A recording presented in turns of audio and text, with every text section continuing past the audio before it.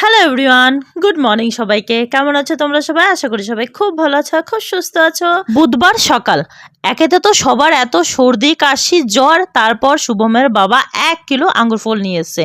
অল্প কিছুই খাওয়া হয়েছিল, প্রায় ওই 200 গ্রাম মতো, আর বাকিটা ছিল কি করব নষ্ট হয়ে যাচ্ছিল। তো মৌকে বললাম বেছে দে, এটা কিশমিশ বানিয়ে দিই। তো কিশমিশটা বানিয়ে বাইরে দিয়ে এসেছিলাম, আর দুপুরবেলা রান্না করেছিলাম মটকি, ছোট মাছ দিয়ে আলু উচ্ছে দিয়ে, আর হলো কাতলা মাছের আলু দিয়ে টমেটো দিয়ে ঝোল।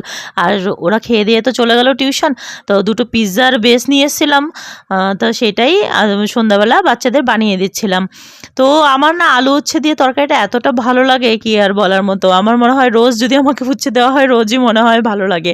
তো এই যে কথা বলতে বলতে আমার পিৎজাটা হয়েও গেছে। মৌটার মধ্যে একটু পনির মানে পনির টনির খায় না, ও পনির দিইনি, চিজটাও কম খায়। আর এটা শুভমের জন্য পনির আর চিজ দিয়ে বানিয়েছি।